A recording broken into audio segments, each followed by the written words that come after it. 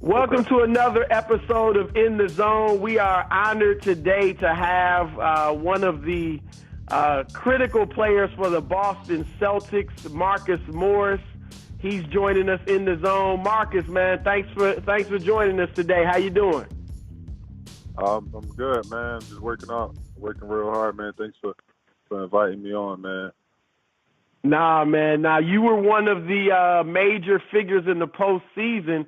I got to tell you, just real right off the bat, I love the emotion that you brought to the playoffs, particularly against Cleveland, yelling, after plays and, getting into Tristan Thompson's face. And where did that, you've been fiery your whole career, but where did that come from, and why were you so, hyped and emotional in that series against Cleveland?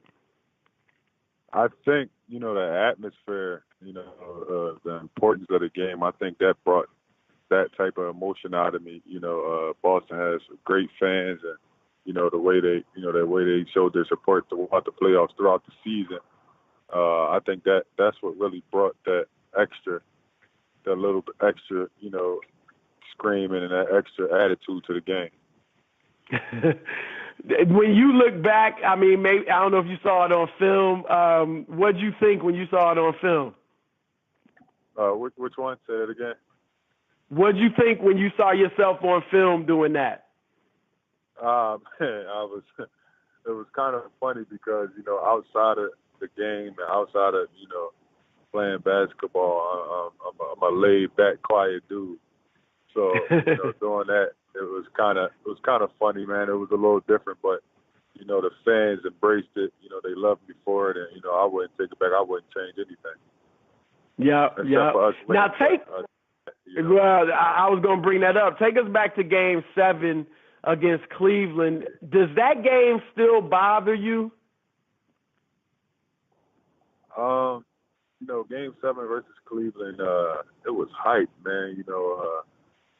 Being in that type of atmosphere, being in that type of game of such importance, man, it was a different level that I've never experienced yet being in the NBA.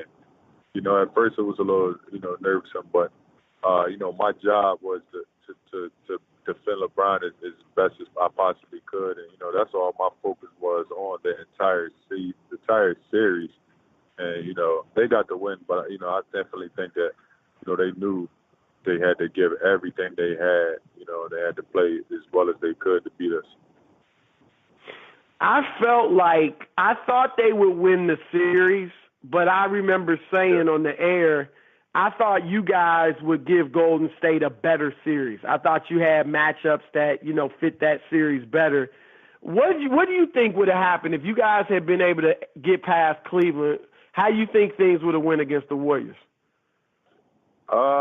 I definitely, and there's no knock to Cleveland, but I definitely think we would have put up a better fight. We definitely would have not got swept, and that's for sure.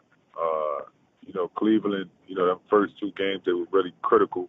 That first game, I know that they thought they had one, which was, a tough way to lose, but, I just thought our matchups was a lot better, as far as just more guys that you can put the ball in their hands and create their own shots. And, Cleveland, everything went through LeBron, and the other guys didn't really have as good of a series as they wanted to. I know definitely in the championship they didn't play as well as they wanted to, but I definitely thought we just have more matchup problems, and I think that's what got us to that point in the playoffs, because when we matched up against Milwaukee and the Sixers, they had one or two guys that maybe that can get themselves a shot, and we had maybe 5, 6, and that's just. That's tough to match up with. There's talk, Kawhi Leonard is on the trade market. Well, I wouldn't say on the trade market, but he wants a trade. And Boston's been one of the places mentioned. Would you like to see you guys just come back intact, obviously with a healthy Gordon Hayward and Kyrie Irving? Or, would you like to see some type of move where you can get a guy like Kawhi? I thought we played very well. If it's me, we don't need Kawhi. But for a player of that caliber, he's on the table, that's hard to pass up. You know, with any Yeah. team and with anything that you've done, it's hard to pass up. But you know, we definitely don't need him. But you know, like I said, it's hard to pass up. And you know, as a GM, you know, that's just one of those things. But you know, after like the reports coming out from what people saying, he's going to LA either way. So you know, that's another thing you will have to think about. You know, you give up certain pieces and you only get this guy for 1 year. And you know, how does that hold up with the franchise? You know, so you know, I think it's a lot of things that go along with it. But like I said, man, Kawhi is a great player in this league, and he's in my opinion, top 10 in this league. So I mean, that's just tough to pass up. How good do you think you guys will be? You know, let's say you come back as you are with a healthy Kyrie and Gordon Hayward. How good do you think? Like, how far would you expect to go if y'all healthy next year? Oh man, we healthy, man. We talking championship. There's nothing less than that. With everybody back, and you know, Brad Stevens is a good coach, so he will figure out how to implement everybody and keep everybody happy. But at the end of the day, you know, with that team, I think structurally, you maybe add another center if we don't sign Aaron Baines back, and you go from there, man. And I think it's shit. You know, with the way. And, you know, just being around him, I know they're just better. So, I mean, it's going to be tough to beat us. There was a lot of talk, you know, when Kyrie wasn't on the bench for Game 7. You know, some people frowned on that. What were the players, you know, thoughts about that? You know, we never really talked about it. And you know, Kyle, I've been around him. This is my first year around him. He's a good dude. He's a great teammate. I know if he could have been there, he would have been there.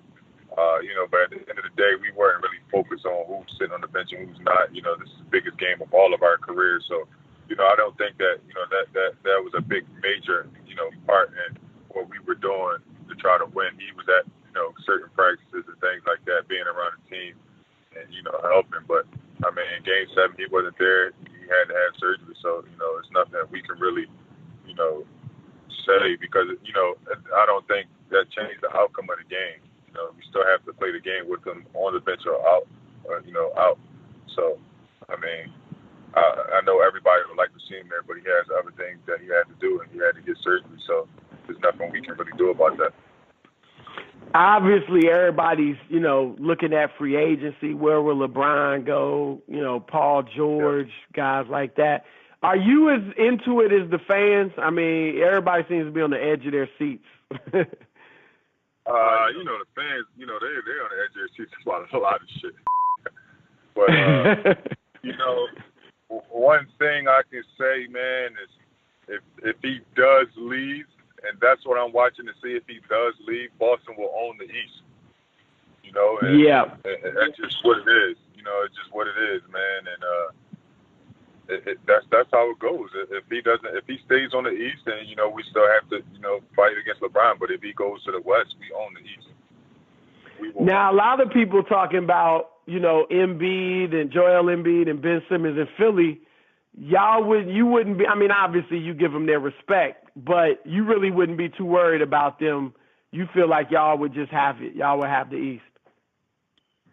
Yeah, man. You know, them guys are special, man. But we have, like I said, man, we have a lot of guys, man. If you look around the league, a team like ours doesn't happen a lot, you know, and that's just like with the Golden State Warriors, man. They have a lot of guys. And I think we might be more deep than they are if we bring back the exact players that we have now. Because now you have, you know, you put Kyrie back out there, you put Gordon back out there. Now, I mean, Terry Rozier, he comes off at 6 or 7 man. I might start or come off 6 or 7 man, and now it's like shit. You know, anybody has the deepest bench of us, and you got Marcus Smart coming off, like we're at 8 strong, 9 strong. You know, so that's tough to beat. You know what I mean? So, you know, I just think we're just very deep, very, very deep. Would you like to see LeBron go west? Or you want him in the East so you can beat him?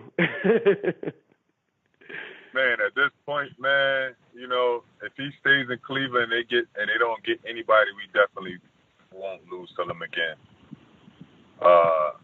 If he goes west, like I said, man, it'll be we getting there. You know what I'm saying? But I just don't know, man. Like a competitor, if I am, I would like to see him again and be able to redeem ourselves with another year under our belt. But at the same time, man, somebody got to beat them guys over there in Golden State. And I wouldn't mind seeing them clash 4 times a year and then having to go against each other in the Western Conference Finals. Now, there was, I don't know how realistic it is, but there was some talk about maybe LeBron going to the Celtics. What are your thoughts on that? Would you be in favor of something like that?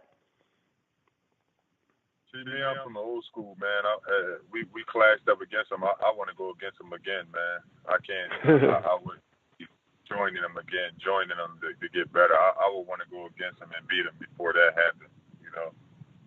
I'm not taking no shots at nobody, but that's just how I am.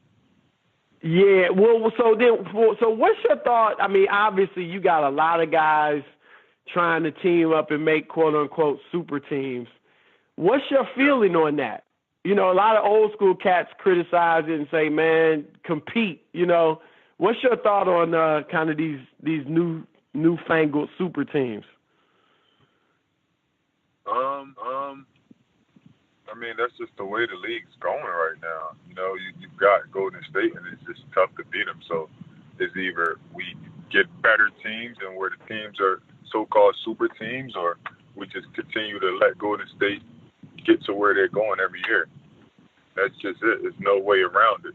They're really good. And I mean, what can you do about it but get a team that's just as good and go against them? Or just as better.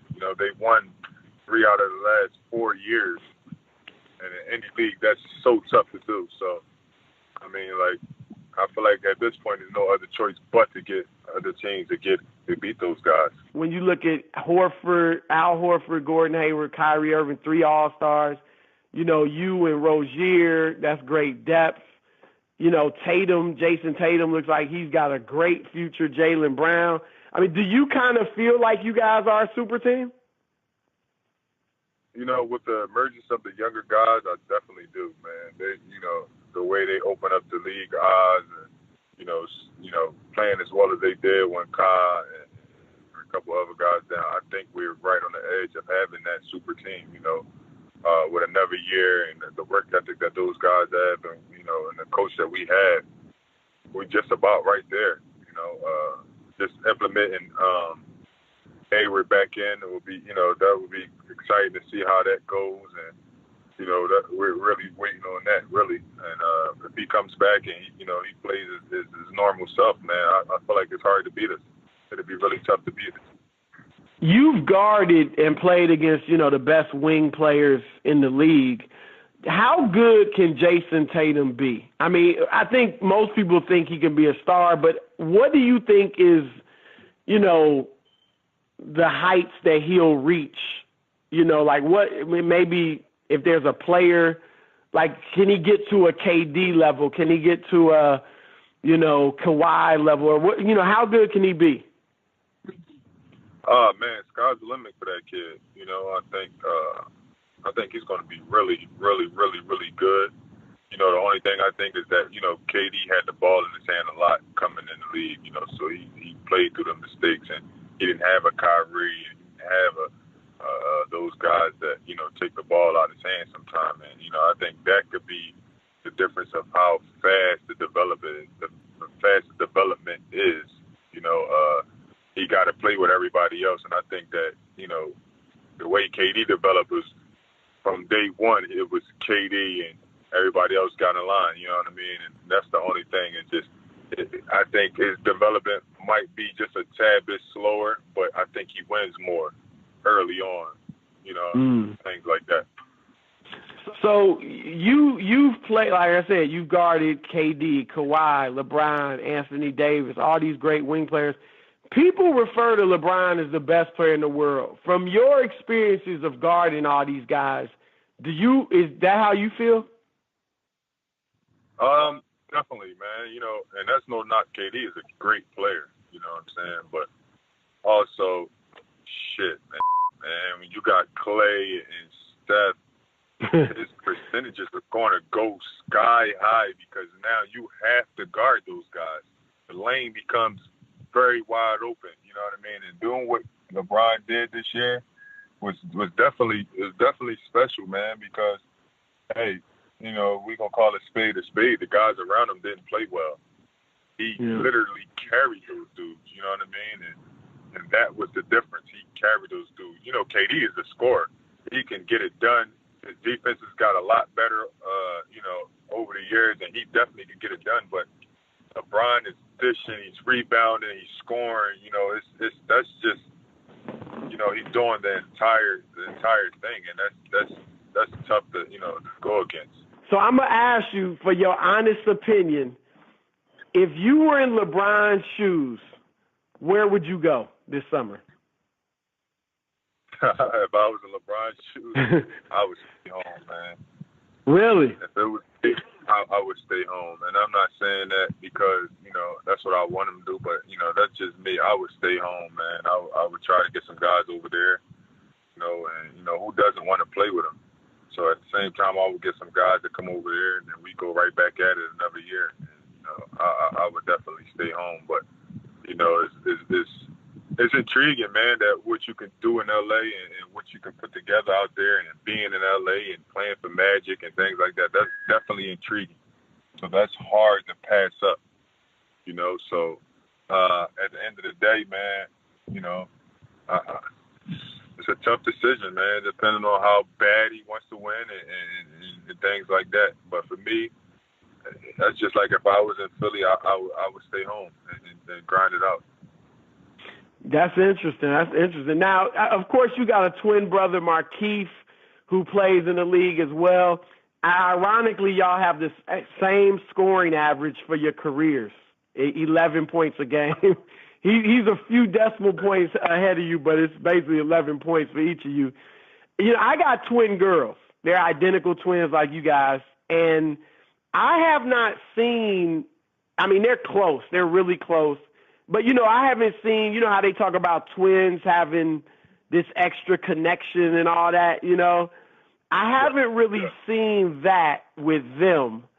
But have you and Markeith, do you guys have a kind of extraordinary connection, you feel like?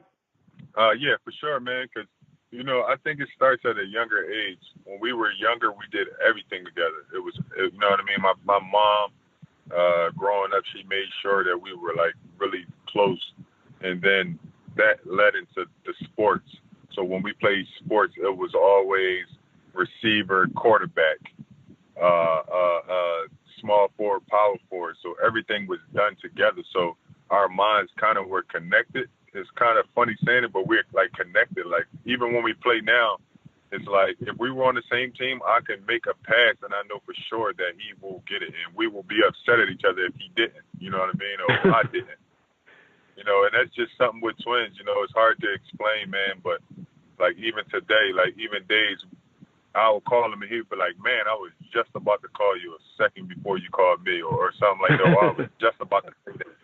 And it's fun, man. But the thing about it is, man, and the ultimate goal was to get to the NBA together. You know what I mean? Rather we're playing on different teams, it was get there together, and that that was the main goal. And from a young age, we pushed each other to not only one of us get there and be content. It was making sure that we both got there and that we both were solid in the league. How competitive are you guys? Because my twin girls are very competitive with each other. For us, it's more like we're competitive at like video games and things like that. But other than that, we're not really competitive, man. We just, we want each other to be the best that we can be. You know what I mean? Together. So like even throughout the season, like we're constant. Like I watch every game that he play almost. If I'm not playing, I watch them all. I send them little tips, even if it's the first or the second, game of the season. We want what's best for each other, and we continue to push each other to get better. So we're not really competitive, man. And that's the funny part about it, because I talk to a lot of other twins, and they damn near want to kill each other when they playing against each other. And I was like, nah, we've never been like that. We've never been that way. Did y'all used to play one-on-one growing up? Yeah, a little bit, but we had an older brother, and I have a few older brothers. We used to just play 2-on-1 against him all the way up until we were able to dunk. And then once we became able to dunk, it was like, all right, we play 2-on-2 against anybody, but there's not too much one-on-one. We might play one-on-one now, but it's through the motions of just figuring out little things, trying to tweak little things about each other's game. Yeah, you ain't really going at it like to beat each other so much. Yeah, man. I know it sounds a little crazy, but that's just how we are, man. And, we've been like that. And, I think that's what got us to the point we're at today. Having somebody like that that's actually in the same position you are in to push you as hard as they can and, and help you as much as they can. And I think that, if everybody had that, the world would be a better place, man. And that's just real. No, that's true. That's true. Now, let me ask you this. There was I'm sure you're aware of this. Back in the 2017 playoffs, there was this conspiracy theory going around that you had actually played for Markeith. He was out with the Wizards with an ankle injury. Now, we know it wasn't true, but do you think y'all ever could pull anything like that off? Nah, just in the simple fact that, like, Keith is a traditional four, man, and I've played the three for the past 3-4 years in the NBA. So I think if you can just see it if I just start dribbling the ball or bringing it up, because Keith don't do that. You know what I mean? If I get on the wing and I'm coming off a pick and roll, just not realizing where I'm at, it might get a little fishy, you know what I'm saying? And he jumps higher than me. There's little things that you will be able to see and be like, damn, I've never seen that before. Right. It might turn it over. But, and the fact that, that he twisted his ankle, I was kind of upset a little bit that people thought I would really, that it wasn't him, because, it's tough that the way he twisted his ankle and come back and put himself on the line for a team like that, man, like, he should get all the credit. It shouldn't be, oh, is that the other twin playing? I thought it was funny, but at the end of the day, he came out there with a severely bad sprained ankle and still went out there and contributed to his team. So, that's the only thing that, I didn't like. Yep, I feel you. Last question. Growing up, did you guys ever pull tricks like that? I mean, like date a girl, the different guys, you know what I mean? Or in class or with teachers or anything like that? Oh, come on, man. I can't tell you everything. But come on. We might be the best twins in the world, man. Like we didn't switch classes. We didn't took trips for each other. We didn't did a lot of stuff that, we got to go to the grave with. Well, yo, man, I appreciate the time, Marcus. You had a great year, specifically in the playoffs. And, man, I'm looking forward to seeing what y'all do next year, whether LeBron's in the East or not. No doubt, man. I thank you for having me. You got to come back and holler at me after all this going on. I'll tell you how it's going to go, because I don't know what's going to happen, man. Everything's up in the air. Hopefully I stay in Boston. I love it there. But, at the end of the day, it's a business. They're looking to get new guys and shuffle the deck. So, I don't really know where I'm going to be, but, I was going to ask you, are you worried? You see stuff out there. Are you worried about that? Nah, I'm not. For me, I'm not worried, man. A piece like me, I think anybody in the league can use. You know what I mean? A guy that can start, a guy that can come off the bench and give you buckets and defend the toughest guy and be a tough part of your team and bring the energy and bring that toughness that every team has to have to win a championship. I don't care how it goes. You got to have some tough SOBs on your team to win, man, and that's just what it is. Yeah. So at the end of the day, I think my value in the league is very high because there's so much stuff I bring. So, whoever gets me, and like I said, I love Boston and I want to stay there, but whoever gets me, they're going to get a great piece, man, a great veteran, and a great leader and a great player. No doubt, no doubt. Let me ask you one more thing, because your coach, you've mentioned Brad Stevens a few times, and obviously he's a tremendous coach. Can you give me one story about why he's such a good coach? You know, it's more. It's not just a story. It's just the way he says things before it happens. I could tell you about that Sixers in the regulation. It might have been overtime in the playoffs when I made the pass to Al Horford. Yeah. The way he drew up the play, and the first time I think when he drew the play up, it was just a decoy just to see how they were going to guard. You know, he knew that play wasn't going to work. He knew it wasn't going to work the first time. You know, and then the second time, he wrote it out exactly how it was going to play, and he told me exactly what was going to happen, and exactly those things happened. You know what I mean? And that was multiple times throughout the year that happened. And I've never played for a coach that can kind of see everything before it happens. You know what I mean? That's normal what players do. You know what I mean? From what I've noticed, he does that so well, and he comes up with schemes so well, and his attention to detail is like slim to none, man. You know, even when we practice, we don't really even practice. We go over those small details, and we go over them, and then in the game, that's all you need to win. So does that give you like when you go into a series? Were you guys going in like, man, we know we got a big advantage on the bench, coaching-wise? Like, does that give you extra confidence? Oh, for sure, man. That's going into almost all the series, you know, and all the coaches in the NBA are very good coaches. But Brad Stevens, you know, he's like a professor that knows everything. You know what I mean? He brings that to basketball. He knows the game so well that he sees it before it happens. You know what I mean? He sees it, and he knows what we need to get better at going into certain games, and that's what we work on. You know, we don't waste no energy. We don't waste no time in the gym of going over, you know, stuff that doesn't really matter. Good stuff. Well, Marcus, I know you about to go work out, and I'll be in touch, man. I'll hit you after some of these free agent moves are made. No doubt, man. I'd love to get back on here, Chris.